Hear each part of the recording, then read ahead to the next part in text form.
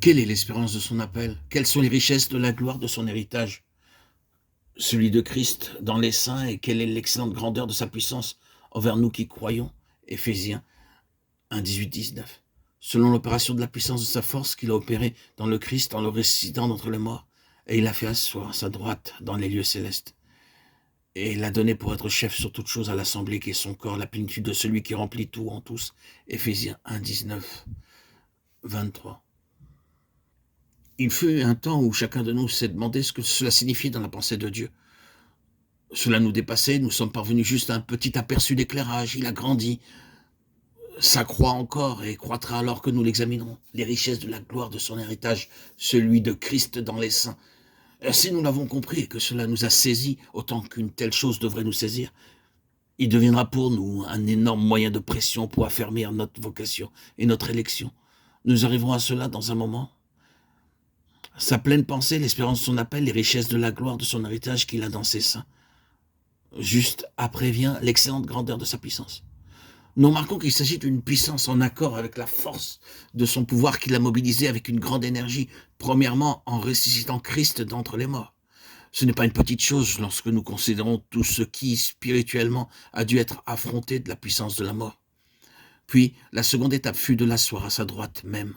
Le retour, là, au-dessus de toutes les principautés et puissances sur lesquelles domination lui est donnée, loin au-dessus de toute dignité, autorité et puissance, et de tout nom dans tous les âges, mettant tous ses ennemis à ses pieds, et ensuite le donnant pour être chef sur toute chose à l'Église qui est son corps. Tout ceci est rapporté comme étant l'œuvre de l'excellente grandeur de la puissance de Dieu et la pleine connaissance de Christ, et de connaître cela. Connaître la pleine connaissance de Christ consiste à être conduit exactement par le même chemin, dans la puissance de résurrection, d'ascension, d'exaltation, d'intronisation, de domination, de plénitude de lui-même. Telle est la pleine connaissance de Christ.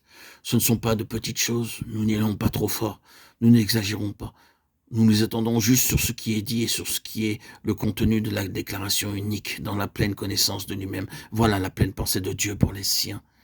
Nous sommes appelés à considérer toutes choses en relation avec la pleine pensée de Dieu. Et si les Lévites sont en type l'église des premiers-nés, et nous l'antitype, l'église qui est son corps, alors l'église qui est son corps est appelée à devenir l'incarnation de la pleine pensée de Dieu, et à considérer toutes choses en relation avec cette pensée.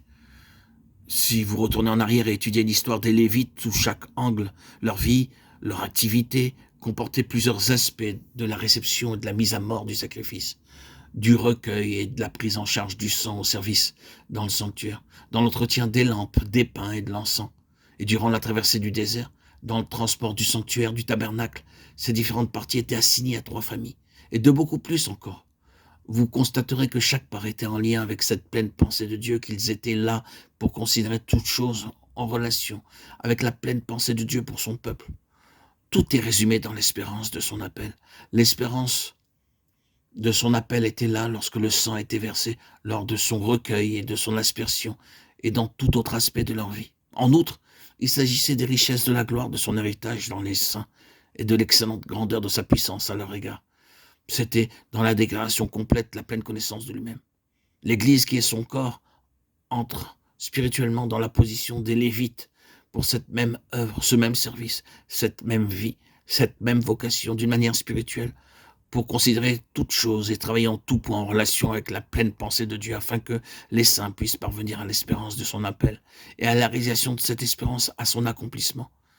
Que l'Église puisse parvenir à lui procurer en elle-même les richesses de la gloire de son héritage, que l'Église puisse être celle en qui se trouve l'opération de son excellente grande puissance, qui la déplace de la mort au lieu où sa plénitude remplit tout en tous. Peut-être vous dites-vous que tout ceci est merveilleux, mais pas d'une très grande valeur pratique. Eh bien, même si cela nous impressionne, nous frappe d'étonnement, même si nous en avons le souffle coupé, méditer une pensée de Dieu devrait être une inspiration. Cela étant, ce sont là les grandes pensées de Dieu, et vous et moi, frères et sœurs en Christ, ne ferons pas beaucoup de progrès à moins de prendre connaissance de ces pensées, car nous devons avoir nos cœurs disposés pour Dieu, afin qu'elles se réalisent. C'est une question de coopération avec lui. Et donc, dit l'apôtre, appliquez-vous d'autant plus à affermir votre vocation et votre élection, 2 Pierre 10. Comment pouvez-vous vous appliquer à moins de comprendre en quoi consiste votre appel et votre élection. Il s'agit bien de cela. Votre cœur est-il ouvert, disponible au Seigneur? Êtes-vous disposé à recevoir cette plénitude merveilleuse que vous offre le Seigneur? Cette connaissance et cette grâce qui est toute l'œuvre de Dieu